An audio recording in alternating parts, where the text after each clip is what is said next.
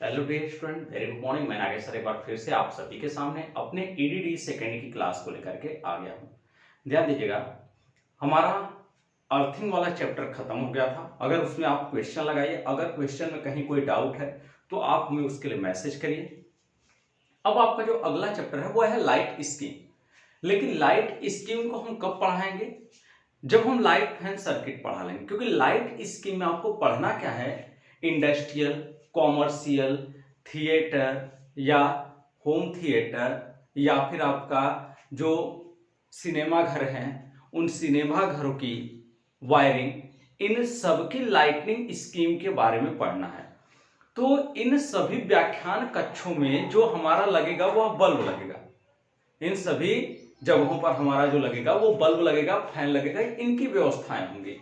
तो ये bulb fan कितनी ऊंचाई पे लगते हैं, इनका रूल क्या होता है, रेगुलेशन क्या होता है, अगर ये नहीं पढ़ेंगे आपका तो लाइट स्कीम में आपको थोड़ी सी प्रॉब्लम होगी। क्योंकि पहले आप छोटे लेवल का पढ़ेंगे, तब उसके बाद वो बाद में बड़े लेवल का पढ़ेंगे। तो लाइट फैन सर्किट जो है वो छोटे लेवल का है, लाइटनिंग स्कीम जो है वो बड़ा लेवल है। तो लाइट फैन सर्किट वाला जो चैप्टर है या इंटरनल वायरिंग वाला जो चैप्टर है हम उसे पढ़ाएंगे। उसको पढ़ाते हुए लाइट स्कीम को उसी के बीच में पढ़ाएंगे, क्योंकि जब लाइट फैन सर्किट के उन पार्टों को बता लेंगे जो आवश्यक है, फिर उसके बाद हम लाइट स्कीम को उसी के अंतर्गत आपको बताएंगे।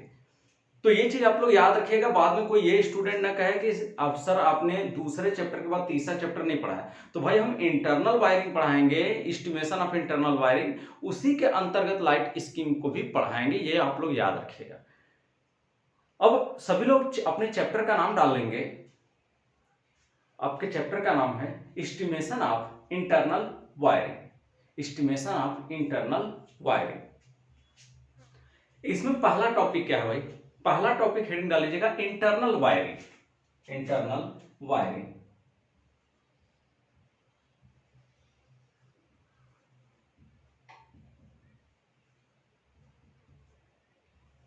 सभी लोग हेडिंग डालेंगे इंटरनल वायरिंग। किसे कहते हैं भाई इंटरनल वायरिंग? अब वो ध्यान दीजिएगा, आप सबको एक बात पता है कि जो हमारे घर हैं उन घरों में हम क्या करेंगे भाई? वायरिंग कराएंगे। या जो व्याख्यान कक्ष होंगे जैसे इंडस्ट्रियल या कॉमर्शियल या डोमेस्टिक या आवासीय कह सकते हैं। तो ये सभी जो भवन होते हैं, इन सभी भवनों में जो हमारा आंतरिक तार स्थापन होता है, जिसके अंतर्गत आपका विद्युत बल्ब, विद्युत पंखा, जिसके अंतर्गत विद्युत बल्ब, विद्युत पंखा, वैद्युत हीटर, ये सभी उपकरण आते हैं। और इन सभी उपकरणों को स्थापित करने के लिए जो हम इलेक्ट्रिकल डिस्ट्रीब्यूशन सिस्टम का प्रयोग करते हैं, जिसके अंतर्गत डिस्ट्रीब्यूशन सिस्टम का मतलब कि जो हम लोग सप्लाई देते हैं वो 440 वोल्ट से कम वाली देते हैं। यानी घर में जो सप्लाई आती है 240 वोल्ट वाली आती है। तो ये होता है हमारा इलेक्ट्रिकल डिस्ट्रीब्यूशन सिस्टम के अंतर्गत वाला। क्योंकि डिस्ट्रीब्यूशन में कौन सी सप्लाई आती है? डिस्ट्रीब्यूशन में आपका 11 केवी वाली सप्लाई आती है। जो हमारा डिस्ट्रीब्यूशन लाइन होता है, इस डिस्ट्रीब्यूशन लाइन में 11 केवी की सप्लाई आती है। 11 केवी से नीचे वाली सप्लाई 11 केवी, फिर उसके बाद आपका 440, फिर उसके बाद 220 या 110, ये वोल्टेज आते हैं। तो ये इसको बोला जाता है इलेक्ट्रिकल डिस्ट्रीब्यूशन सिस्टम। ये जो इलेक्ट्रिकल डिस्ट्रीब्यूशन सिस्टम है, ये जो आपका इलेक्ट्रिकल इंस्टॉलेशन है, इलेक्ट्रिकल इंस्टॉलेशन जो घरों के लिए किया जाता है आपका, वो किसके अंतर्गत आता है भाई? इंटरनल वायरिंग के अंतर्गत आता है। तो हम साफ साफ कह सकते हैं सभी प्रकार के भवन, औद्योगिक, आवासीय या व्यावसायिक, औद्योगिक, आवासीय या व्यावसायिक भवनों के लिए, लिखते जाएगा, भवनों के लिए किया जाने वाला इलेक्ट्रिकल इंस्टॉलेशन सिस्टम, किया जाने वाला electrical installation system, electrical installation system जिसके अंतर्गत लाइट कामा फैन कामा लाइट कामा फैन कामा हीटर कामा कूलर कामा रेफ्रिजरेटर आदि इक्विपमेंटों को इलेक्ट्रिकल डिस्ट्रीब्यूशन सिस्टम के द्वारा इलेक्ट्रिकल डिस्ट्रीब्यूशन सिस्टम के द्वारा स्थापित करना ही, इलेक्ट्रिकल डिस्ट्रीब्यूशन सिस्टम के द्वारा स्थापित करना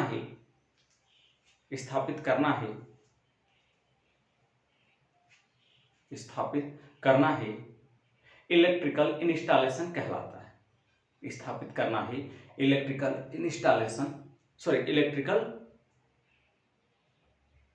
इलेक्ट्रिकल हटा दीजिएगा, लिखिएगा इंटरनल वायरिंग कहलाता है। इंटरनल वायरिंग कहलाता है, हेड डाल लीजिएगा।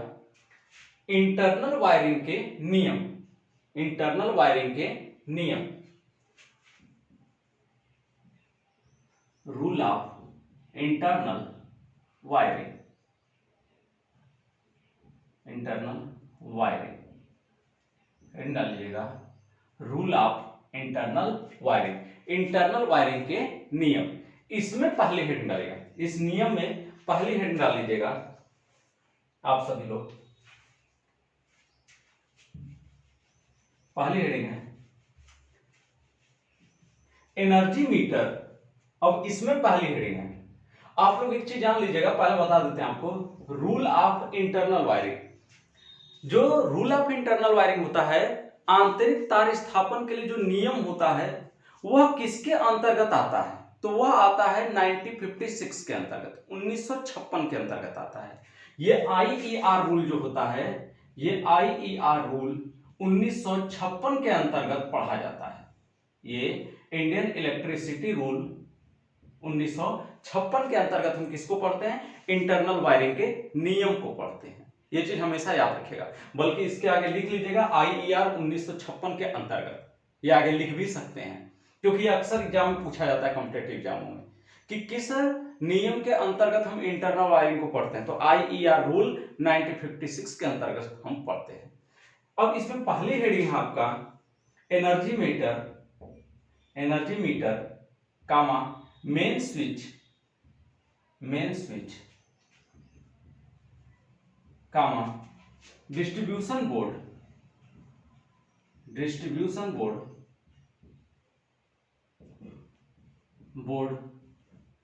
से संबंधित नियम। पहला पॉइंट है आपका, पहला पॉइंट नोट कर लीजिएगा, energy meter, main switch, distribution board से संबंधित नियम, ये लिख लीजिएगा, ये आपकी हेडिंग है। अब हम बात करेंगे कि जो हमारा एनर्जी मीटर होगा, सबसे पहले हम एनर्जी मीटर की बात करेंगे। एनर्जी मीटर कहां लगा होना चाहिए? एनर्जी मीटर ऐसे स्थान पे लगा होना चाहिए जहां पर आपका वायुमंडल का प्रभाव जो है वह आपका एनर्जी मीटर को प्रभावित न करे। जैसे वायुमंडल में क्या विद्यमान है भाई? टेम्परेचर।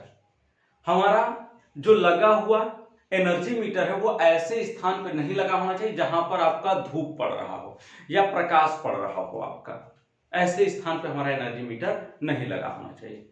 दूसरी बात, यदि वर्षा हो रही हो या बर्फ पड़ रहा हो तो वर्षा का प्रभाव उसके ऊपर नहीं पड़ना चाहिए या बर्फ का प्रभाव उसके ऊपर नहीं पड़ना चाहिए। यानी यह आपका, अगर हम बाहर लगाते हैं, यानी अपने घर से जैसे बाहर लगाते हैं, तो घर से बाहर लगाने की प्रॉब्लम यह है आपका कि घर से बाहर लगे होने पर उस पर धूप का प्रभाव, वर्षा का प्रभाव, इन सब का प्रभाव पड़ता है। लेकिन आजकल के समय में वह एनर्जी मीटर घर के बाहर ही लगता है। उसकी भी कुछ वजहें हैं, वो भी जान लीजिएगा। आपका एनर्जी मीटर जो होता है वह आपका सेमीकंडक्टर डिवाइस है, और सेमीकंडक्टर डिवाइस हमेशा टेम्परेचर से प्रभावित होता है।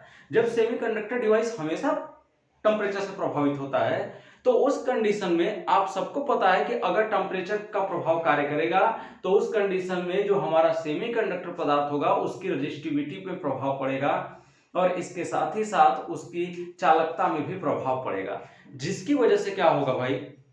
जिसकी वजह से आपका जो हमारा सेमीकंडक्टर मटेरियल है, सेमीकंडक्टर मटेरियल की वजह से जो रीडिंग का अंतर आने लगेगा। जो हमारा इक्विपमेंट है, इक्विपमेंट में रीडिंग का अंतर आने लगेगा। जो रीडिंग हमें मिलना चाहिए उस रीडिंग से ज्यादा वैल्यू कैलकुलेट होना शुरू हो जाएगी। तो ये कंपनी को एक तरह का फायदा है। जो कंपनियां हैं या जो गवर्नमेंट कंपनियां, सेमी गवर्नमेंट कंपनियां, उनको इस चीज से फायदा है। तो इसलिए क्या करते हैं वो लोग, वो घर के बाहर अक्सर आपका एनर्जी मीटर लगवाते हैं। लेकिन एनर्जी मीटर हमेशा घर के अंदर लगवाना चाहिए, ये आप लोग हमेशा याद रखिएगा।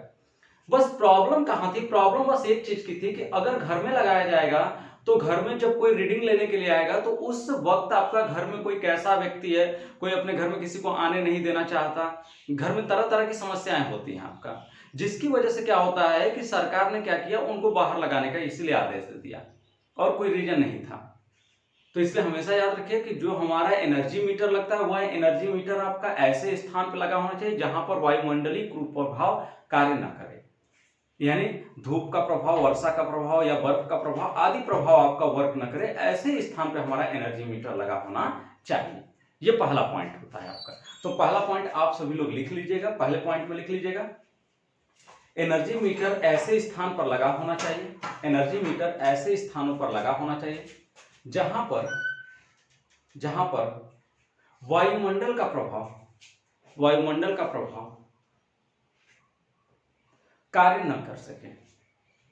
वायुमंडल का प्रभाव जैसे धूप, वर्षा, बर्फ आदि का प्रभाव कार्य न कर रहा हो, ऐसे स्थान पर लगाना चाहिए। दूसरा पॉइंट है आपका, ये तो पहला पॉइंट था, फर्स्ट पॉइंट। दूसरा पॉइंट क्या होगा भाई, जो हमारा एनर्जी मीटर लगेगा उसकी फर्श से ऊंचाई कितनी होनी चाहिए। एनर्जी मीटर की जो फर्श से ऊंचाई होनी चाहिए वह 1.5 मीटर होनी चाहिए। जो हमारा एनर्जी मीटर लगाया जाएगा वह एनर्जी मीटर फर्श से 1.5 मीटर की ऊंचाई पर लगा होगा, ताकि अगर कोई भी व्यक्ति आए रीडिंग लेने के लिए तो वह आपका आसानी से रीडिंग को ले सके। आपका 1.5 मीटर की ऊंचाई पर इसलिए लगाया जाता है आपका कि जो घर में छोटे बच्चे होते हैं उन छोटे बच्चों के संपर्क में भी न आए, इसलिए उसकी इतनी हाइट होनी चाहिए कि छोटे बच्चे या जो जानकार बच्चे नहीं हैं उनको न छूने पाए, इसलिए क्या है, हाइट उसकी 1.5 मीटर रखी गई है फर्श से। और इसके साथ ही साथ जो रीडिंग लेने के लिए आएगा सप्लायर या जो सप्लायर के कर्मचारी हैं वो जब आएंगे आपका तो वो रीडिंग आसानी से ले सके, इसलिए उसको फर्श से कितने मीटर की ऊंचाई पर रखा गया है, 1.5 मीटर की ऊंचाई पर रखा गया है आपका। तो दूसरा पॉइंट है आपका, दूसरे पॉइंट में लिखिएगा, एनर्जी मीटर की फर्श से ऊंचाई 1.5 मीटर होनी चाहिए। एनर्जी मीटर की फर्श से ऊंचाई 1.5 मीटर होनी चाहिए। तीसरा पॉइंट, जो हमारा एनर्जी मीटर लगेगा, जो हमारा एनर्जी मीटर लगा है उस एनर्जी मीटर के तुरंत बाद, जो हमने एनर्जी मीटर लगाया है उस एनर्जी मीटर के तुरंत बाद एक लिंक स्विच लगा होना चाहिए। लिंक स्विच का मतलब समझते हैं, एक ऐसा लिंक स्विच लगा होना चाहिए जो सप्लाई को क्या कर सके, आपका कट कर सके, सप्लाई पूरी पूरी काटी जा सके, ऐसा लिंक स्विच, जिसके बारे में आप लोग पढ़े होंगे मेन स्विच। मेन स्विच के अंदर ही एक ऐसा लिंक स्विच होता है जो सप्लाई को जोड़ने और तोड़ने का कार्य करता है। पूरी सप्लाई को आपका परिपथ के साथ कनेक्ट कर सकता है या पूरी सप्लाई को परिपथ से डिस्कनेक्ट कर सकता है, ऐसा लिंक स्विच होता है। और ये लिंक स्विच जो होता है वो डीपीआईसी होता है, टीपीआईसी होता है, टीपीएनआईसी होता है। ये 3 प्रकार का ये लिंक स्विच आता है, DPIC double pole iron plate, TPIC triple pole iron plate, चौथा होता है आपका तीसरा होता है triple pole iron plate with neutral, टीपीएनआईसी।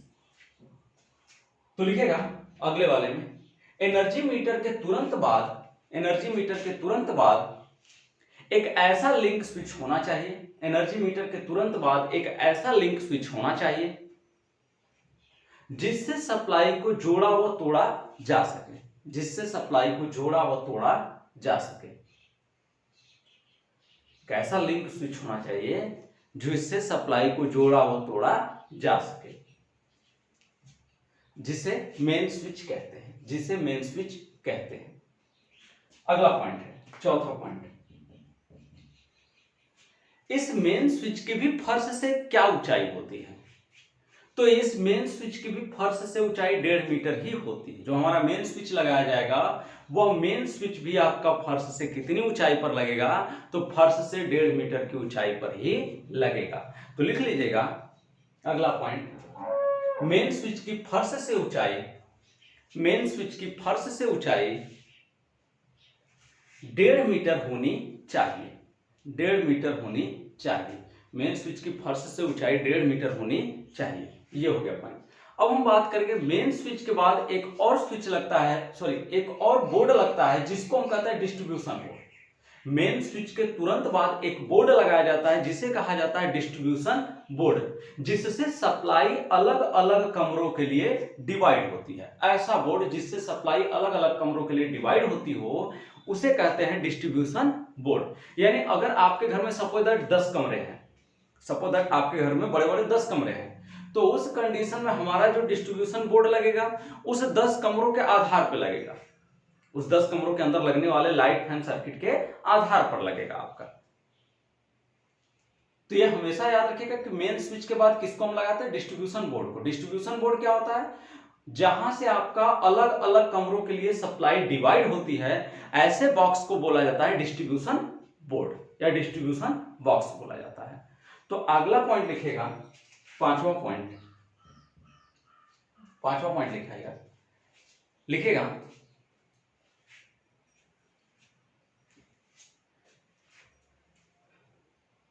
Main switch के तुरंत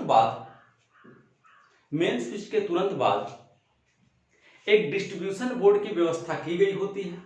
मेन स्विच के तुरंत बाद एक डिस्ट्रीब्यूशन बोर्ड की व्यवस्था की गई होती है, जिससे अलग अलग कमरों के लिए सप्लाई को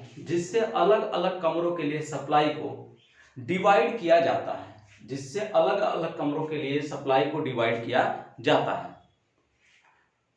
जिसे डिस्ट्रीब्यूशन बॉक्स कहते हैं, हो गया भाई। अगला पॉइंट, अब इस डिस्ट्रीब्यूशन बॉक्स की फर्श से ऊंचाई क्या होती है, तो हमेशा याद रखिएगा कि इस डिस्ट्रीब्यूशन बॉक्स की भी फर्श से ऊंचाई 1.5 मीटर ही होती है। एनर्जी मीटर, मेन स्विच और डिस्ट्रीब्यूशन बॉक्स, इन तीनों की ऊंचाई 1.5 मीटर होती है। कहीं इसको नोट पॉइंट में लिखना चाहें तो एक सिंपल भाषा में इसको लिख सकते हैं। पूरे जो 6 तथ्य हैं, 6 तथ्य का एक निचोड़ है कि मेन स्विच के बाद क्या लगता है भाई, एनर्जी मीटर के बाद मेन स्विच के बाद डिस्ट्रीब्यूशन बॉक्स, और ये तीनों फर्श से कितनी ऊंचाई पे लगते हैं, 1.5 मीटर की ऊंचाई पर लगते हैं। कि फर्श से ऊंचाई, डिस्ट्रीब्यूशन बोर्ड की फर्श से ऊंचाई 1.5 मीटर होनी चाहिए। डिस्ट्रीब्यूशन बोर्ड की फर्श से ऊंचाई 1.5 मीटर होनी चाहिए। क्लियर भाई। नेक्स्ट पॉइंट देखिएगा, ये तो हमारा क्या था भाई, ये हमने डिस्ट्रीब्यूशन बोर्ड, मेन स्विच और एनर्जी मीटर के बारे में पढ़ा। जरा ये देख लीजिएगा एनर्जी मीटर का सिंबल कैसा होता है। तो ये सिंबल होता है एनर्जी मीटर का, इसके अंदर एक आयताकार बॉक्स होता है। ये किसका सिंबल होता है भाई, ये सिंबल होता है हमारे एनर्जी मीटर का। एनर्जी मीटर के बाद हमारा क्या लगता है, मेन स्विच लगता है। ये सिंबल होता है मेन स्विच का, ये सिंबल किसका होता है, मेन स्विच का। तो ये मेन स्विच का सिंबल हो गया एमएस। ये आपका क्या है, एनर्जी मीटर है, ये एनर्जी मीटर है, ये क्या है, मेन स्विच है। और इसके बाद क्या लगता है, इसके बाद लगता है डिस्ट्रीब्यूशन बोर्ड, इसके बाद लगता है डिस्ट्रीब्यूशन बोर्ड। और इन सब की जो ऊंचाई होती है वो कितना होती है फर्श से, तो इन सब की ऊंचाई फर्श से 1.5 मीटर होती है। इन तीनों की ऊंचाई फर्श से कितनी होती है, 1.5 मीटर होती है। ये आपका डिस्ट्रीब्यूशन बोर्ड है। ये अलग अलग कमरों के लिए आपका जाने वाला सप्लाई है, ये अलग अलग रूम के लिए। तो ये आपका क्या है, डिस्ट्रीब्यूशन बोर्ड है, डीबी। ये क्या है आपका मेन स्विच, और ये क्या है आपका एनर्जी मीटर। और ये तीनों फर्श से कितनी ऊंचाई पे लगेंगे, ये तीनों के तीनों फर्श से 1.5 मीटर की ऊंचाई पर लगेंगे। नेक्स्ट हेडिंग आप सभी लोग डालिएगा, अगली हेडिंग है परिपथ व्यवस्था से संबंधित नियम। परिपथ व्यवस्था से संबंधित नियम, परिपथ व्यवस्था से संबंधित नियम। हो गया भाई, हेडिंग डालिए आप सभी लोग। हेडिंग है परिपथ व्यवस्था से संबंधित नियम। सबसे पहले हम परिपथ की बात करेंगे। परिपथ कितने प्रकार का होता है, यहां पर परिपथ 2 प्रकार का होता है। पहला होता है लाइट फैन सर्किट, पहला होता है लाइट फैन सर्किट, ये पहला परिपथ होता है लाइट फैन सर्किट। दूसरा परिपथ होता है पावर सर्किट, पावर सर्किट। ये 2 प्रकार के परिपथ होते हैं, पहला होता है लाइट फैन सर्किट, दूसरा होता है आपका power circuit. Light fan circuit किसे कहते हैं और पावर सर्किट किसे कहते हैं। लाइट फैन सर्किट ऐसा सर्किट जिसके अंतर्गत आपका बल्ब लगा हो, फैन लगा हो और 100 वाट से कम क्षमता वाले जो भी इक्विपमेंट हैं वह लगे हों। तो ऐसे आपका परिपथ को बोला जाएगा लाइट फैन परिपथ या प्रकाश पंखा परिपथ या लाइट फैन सर्किट बोला जाएगा। यानी इसके अंतर्गत क्या आता है, बल्ब आता है, कामा फैन आता है, कामा और 100 वाट से कम क्षमता वाले इक्विपमेंट आते हैं।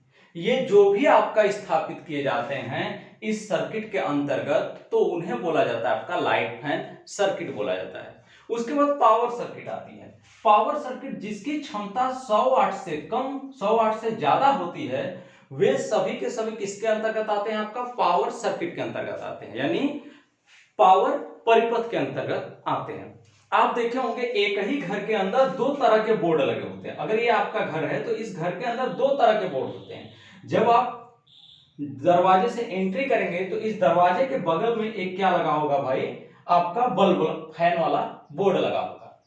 दरवाजे के जस्ट बगल में ही आपका एक बल्ब फैन को कंट्रोल करने वाला एक बोर्ड लगा होगा, जिसको कहते हैं आपका लाइट फैन सर्किट का बोर्ड।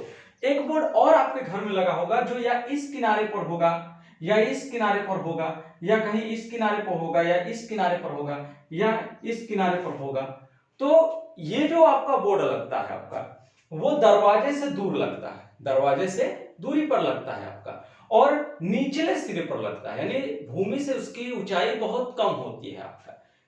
तो ऐसे स्थानों पर लगाया जाता है जिसको हम कहते हैं पावर सर्किट वाला बोर्ड, जिस पर 100 वाट से अधिक क्षमता का लोड दिया जाता है। और इसके ऊपर आपका लाइट फैन सर्किट के ऊपर 100 वाट से कम क्षमता का लोड होता है। तो सबसे पहले आप सर्किट जान लीजिएगा और सर्किट कितने प्रकार का होता है ये जान लीजिए, फिर तब इसके बाद आप जानिएगा इनके नियम के बारे में। तो सबसे पहले हेडिंग डालेगा सर्किट, परिपथ। लिखिएगा परिपथ दो प्रकार के होते हैं। First of all light fan circuit, first of all light fan circuit, second power circuit. परिपथ दो प्रकार के होते हैं, पहला लाइट फैन सर्किट, दूसरा पावर सर्किट। पहला लाइट फैन सर्किट, दूसरा पावर सर्किट। ओके भाई, दो प्रकार के होते हैं, पहला लाइट फैन सर्किट, दूसरा पावर सर्किट। इसमें पहली हेडिंग डालिएगा आप सभी लोग light fan circuit. Light fan circuit किसे कहते हैं, लिखेगा वे परिपथ जिसके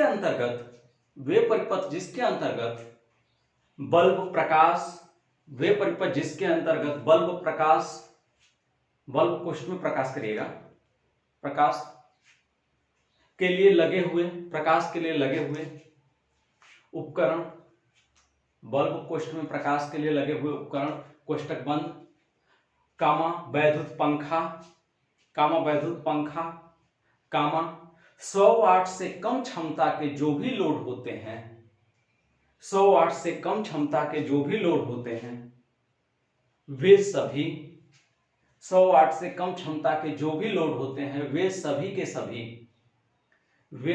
के सभी लाइट फैन सर्किट पर स्थापित किए जाते हैं, लाइट फैन सर्किट पर स्थापित किए जाते हैं। अगली हेडिंग डालिएगा power circuit. Power circuit, power circuit किसे कहते हैं भाई, इस सर्किट के अंतर्गत आपका कौन आएगा, कूलर आएगा, सॉरी कूलर नहीं आएगा, रेफ्रिजरेटर आएगा, उसके बाद आपका वॉशिंग मशीन आएगा, उसके बाद आपका हीटर आएगा, उसके बाद आपका क्या कहते हैं, refrigerator, washing machine, heater, submersible, ये सभी क्या होंगे भाई, ये सब के सब किस पर आएंगे भाई, 100 वाट से अधिक क्षमता के लोड है। जैसे हीटर हो गया या प्रेस हो गया, तो हीटर की भी क्षमता 100 वाट से ज्यादा होती है, प्रेस की भी क्षमता 100 वाट से ज्यादा होती है।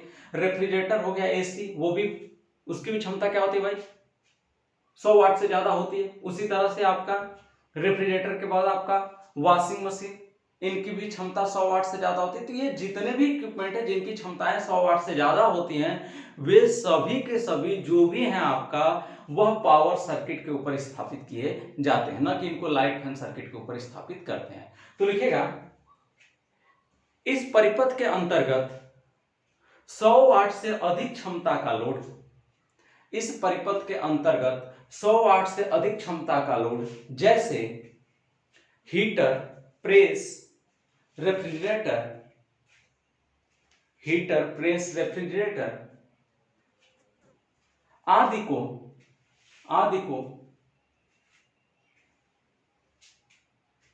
को जिस परिपथ पर स्थापित किया जाता है, जिस परिपथ व्यवस्था पर स्थापित किया जाता है, उसे शक्ति तार स्थापन व्यवस्था कहते हैं। उसे शक्ति तार स्थापन व्यवस्था कहते हैं। उसे शक्ति तार स्थापन व्यवस्था कहते हैं। क्लियर हो गया भाई? अब आगे देखिए, पावर सर्किट हो गया, लाइट फैन सर्किट भी हो गया। नेक्स्ट हेडिंग है आपका light fan circuit, power circuit के बाद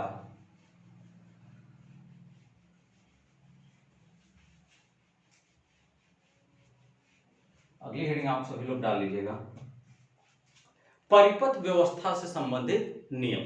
अब आप पढ़ेंगे परिपथ व्यवस्था से संबंधित नियम, हेडिंग डाल लीजिएगा।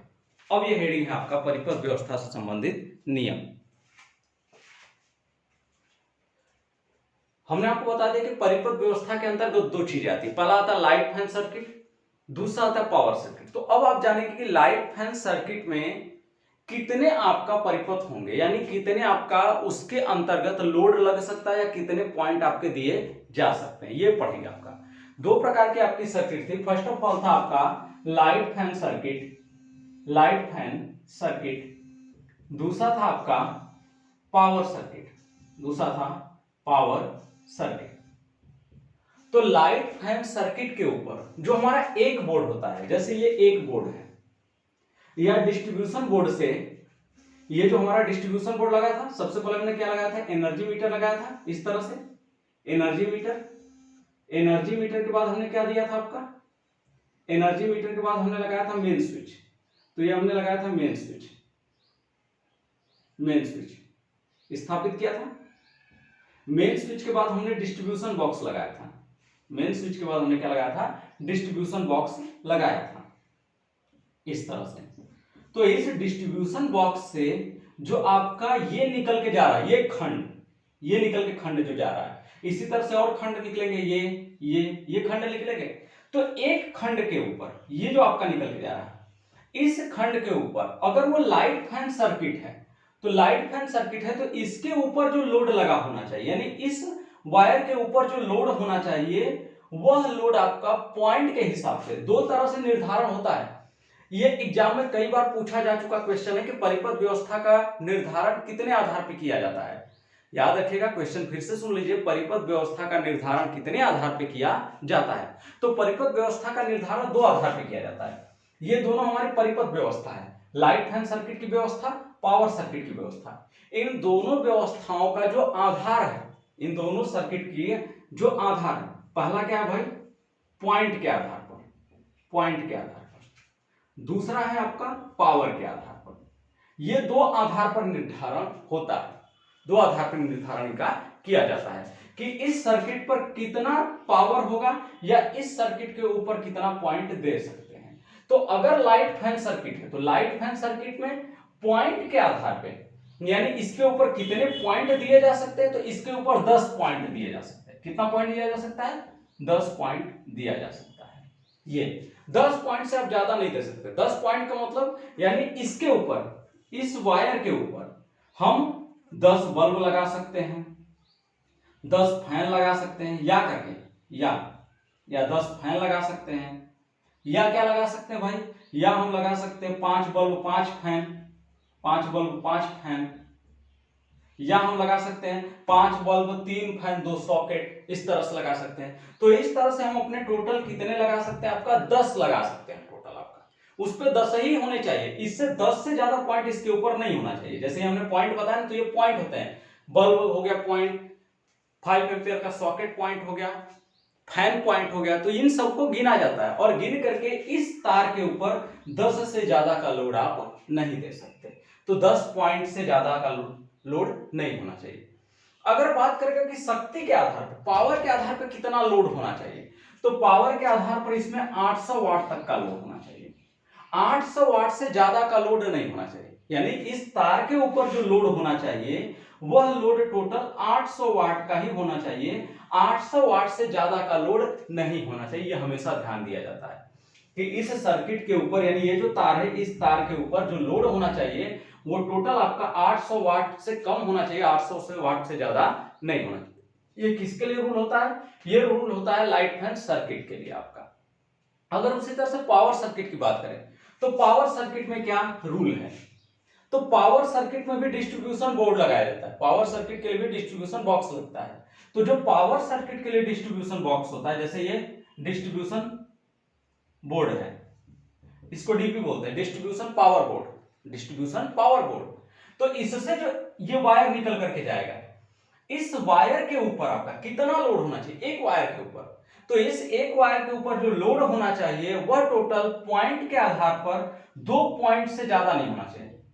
इसके ऊपर 2 पॉइंट से ज्यादा नहीं लगाएंगे। अगर पावर के आधार पर बात करेगा तो पावर के आधार पर 3000 वाट से अधिक का लोड नहीं होना चाहिए, यानी इस तार के ऊपर पावर के आधार पर जो लोड होना चाहिए वो 3000 वाट होना चाहिए। तो इन दोनों में ये होता है आपका, इसमें 2 पॉइंट होते हैं और 3000 वाट से अधिक का लोड नहीं होता है। तो ये याद रखिएगा, इसको हम कल आपका लिखवा देंगे। तो आज के लिए इतना ही, मिलेंगे नेक्स्ट टॉपिक पर। और जिन लोगों ने फीस पेमेंट नहीं की या जो भी लड़कियां हैं, जैसे आप उनकी फ्रेंड हैं, अगर उन लड़कियों को नहीं पता है कि क्लास चल रहा है, क्योंकि आप लोगों की बातें होती रहती है, बहुत सी लड़कियों का आपस में बात भी नहीं होता, बनता भी नहीं है, खैर वो उनका पर्सनल मैटर है, हम इस पर कोई डिस्कशन नहीं करेंगे। लेकिन जिनका भी बात होता होगा वो अपने फ्रेंडों से बता दे कि क्लासेस चल रहा है और एग्जाम भी बहुत जल्दी होने वाले हैं, इससे जितनी जल्दी से जल्दी हो सके क्लास को ज्वाइन करें, क्योंकि हम 5 जुलाई से पहले सिलेबस खत्म कर देंगे। मैक्सिमम हमारा डेट 5 जुलाई है, 5 जुलाई तक हमें कोर्स को कंप्लीट कर देना है। तो आज के लिए इतना ही, धन्यवाद।